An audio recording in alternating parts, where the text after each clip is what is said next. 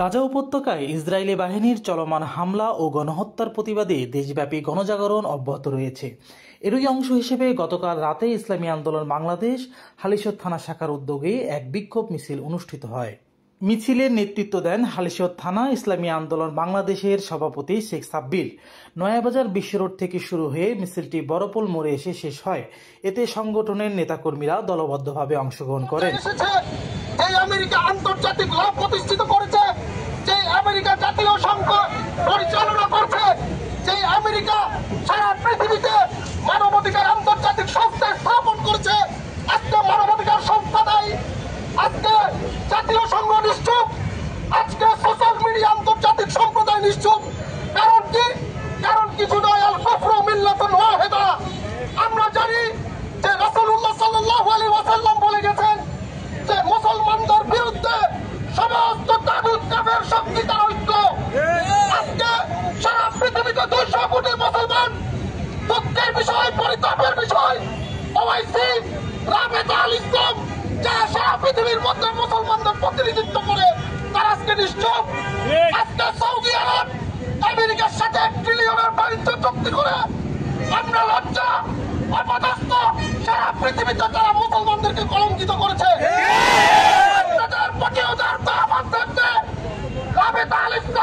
জারি করে নাই। আজকে যে মিশর থেকে ফতোয়া জারি হয়েছে, সমস্ত মুসলমানের উপর জিহাদ করা ফরজ আইন। মানসিকভাবে, অর্থনৈতিকভাবে যে যেভাবে পারেন অন্যায়ের প্রতিবাদে আমরা মাঠে ঝাঁপিয়ে পড়বো। তাদের প্রতি উদারত আমার থাকবে। তামাম দুনিয়ার মুসলিম সম্প্রদায়ের সাথে একত্রতা পোষণ করে কালকে পুরো বাংলাদেশ ব্যাপী আমরা অবরোধ কর্মসূচি পালন করবো। আমরা ইহুদিবাদ, আমরা খ্রিস্টবাদ, আমরা ভারতীয় কট্টরপন্থী হিন্দুদেরকে দেখিয়ে দিতে চাই যে মুসলমানরা যদি এক হয়, তামাম দুনিয়ার কুফরের শক্তির অস্তিত্ব বিলীন হয়ে যাবে।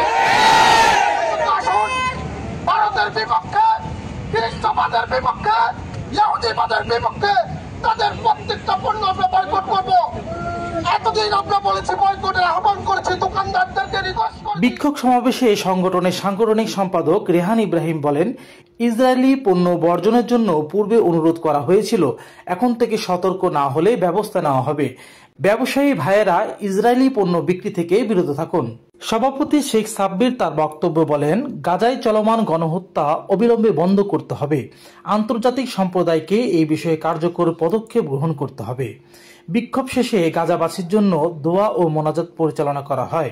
এদিকে বিশ্বব্যাপী মুসলিম গাজাবাসীদের উপর চলমান গণহত্যার প্রতিবাদে এবং আহত হরতালের প্রতি সংহতি জানিয়ে ইসলামী আন্দোলন বাংলাদেশ চট্টগ্রাম মহানগরের উদ্যোগে আজ 7 এপ্রিল সোমবার বিকাল 3টায় দেওয়ানহাট মোড় চট্টগ্রামে এক গণ অবস্থান ও বিক্ষোভ কর্মসূচি পালন করা হবে।